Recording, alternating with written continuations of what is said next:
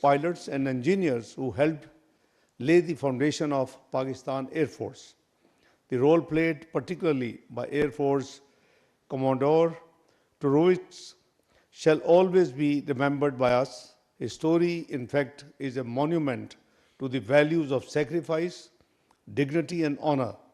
In recognition of the meritorious and selfless services of Air Commodore, two monuments of PF base Faisal, Karachi Faisal and Karachi have been built with a dedicated corner in the PF Museum. With this shared historical context, Pakistan views Poland as an important partner bilaterally as well as in the European Union. We rejoice the economic progress Poland has made to now become a $1 trillion economy. We congratulate Poland on the successful and smooth presidential election and for its able stewardship of the Council of the European Union 1st January to 30th of June 2025. During the delegation level talks, Minister Sikorski and I took stock of the Pakistan-Poland bilateral ties which continue to develop on a very positive trajectory. We have over $1 billion bilateral trade and both sides agreed that there remains immense untapped potential to further expand trade and economic cooperation. We agreed to expand bilateral cooperation in trade, energy, infrastructure, defense, counterterrorism, science and technology, and education. I am happy to share that to further enhance cooperation between the foreign ministries of the two countries, we have just signed today a memorandum of understanding which envisions regular bilateral consultations. We have also signed a memorandum of understanding on cooperation between the Institute of Strategic Studies, Islamabad, and the Polish Institute of International Affairs. At the talks today, we also exchanged views on major regional and global issues, including the security situation in the South Asia, Afghanistan, Europe, and the Middle East. I apprised His Excellency Foreign Minister of our concerns regarding unprovoked Indian aggression and Pakistan's principled position on Jammu and Kashmir dispute, advocating for the resolution according to the wishes of Kashmiri people in line with the UN Security Council resolutions. We also discussed the recent excesses of the Taliban regime, presence of Fitna al-Kharij and Fitna al-Hindustan elements on Afghan soil, and their continued attacks against Pakistan remains our top concern. I emphasize the need for the strengthening the multilateralism and consistent adherence to the fundamental principles of the UN Charter to address the existing and emerging international challenges in an effective and credible manner. We both agreed that multilateralism got to be facing now reforms in order to make it more effective and implementable of its decisions globally. Excellency, Deputy Prime Minister and Foreign Minister visit is a significant milestone in Pakistan-Poland bilateral relations, and today we reaffirm our resolve to transform these relations into a comprehensive and mutually beneficial partnership. Excellency, let me reiterate that it is my great pleasure to welcome you once again here in Islamabad. Thank you. Over to you. Thank you for your kind words, and let me express again my gratitude for your invitation to Total commitment to keeping our dialogue and cooperation with Pakistan, a country that we plays an increasingly important role on the international stage, as confirmed by your recent, by your coming up Pakistan और Poland के वज़ीर-ए-आज़म की मुश्तरका news conference आप मुलाहिज़ा कर रहे हैं और to thank you also for reminding us of the shared historical legacy shaped by the refuge that Poles received here during the war and our contribution to the launch of your Air Force. Yes, I agree. We have decided to renew the Memorandum of Understanding between our ministries so as to facilitate better coordination.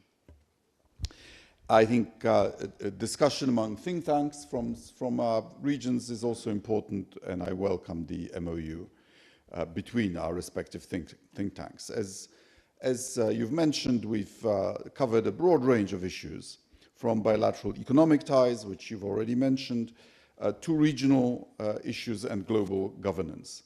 During the meeting with the Deputy Prime Minister, Mohamed Ishaq Dar, I presented a Polish offer of more intense bilateral collaborations in the fields of trade, public finances, fintech, and water management.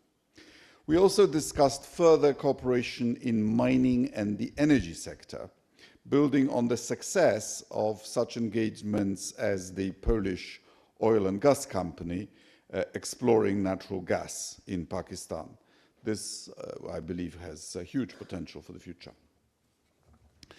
Pakistani diaspora in Poland has been growing over the past few years.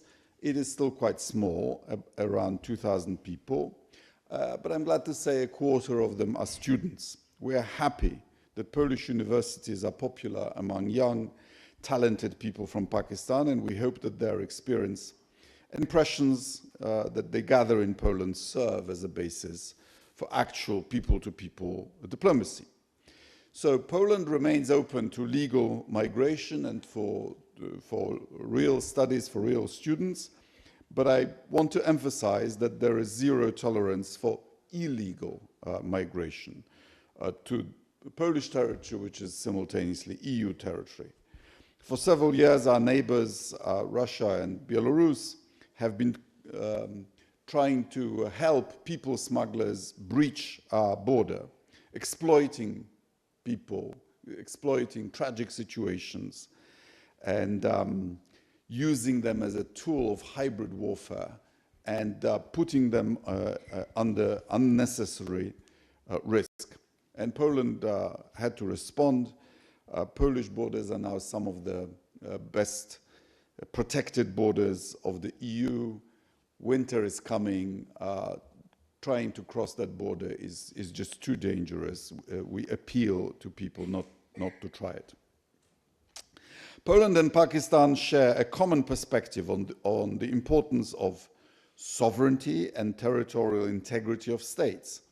This principle holds a particular significance in our region in light of the Russian invasion of Ukraine. The recent Russian violations of Polish airspace, and you know a thing or two about that around here, is an unprecedented and outrageous military provocation. It is a new stage of Russian attempts to destabilize the situation in parts of Europe. Poland remains steadfast in its support of a comprehensive, just and lasting peace in Ukraine, and welcomes all efforts towards achieving such a peace. It should be based on the UN Charter and international law. We also root for peace in Gaza. Poland has been in recognition of Palestine for decades, and we believe there should be a two-state solution for the two ancient peoples of the Middle East to live in dignity and in peace with each other. Poland is also interested in a stable and prosperous South Asia. We welcome all the efforts of Pakistan, both regional and globally, that help to achieve this aim. Thank you.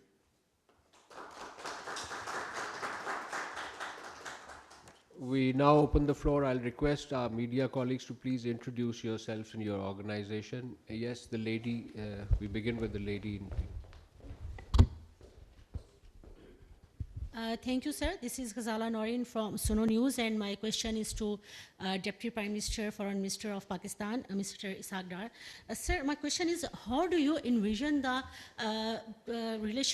future relationship between Pakistan and Poland, and what are the areas both countries aim to expand bilateral cooperation in? Thank you.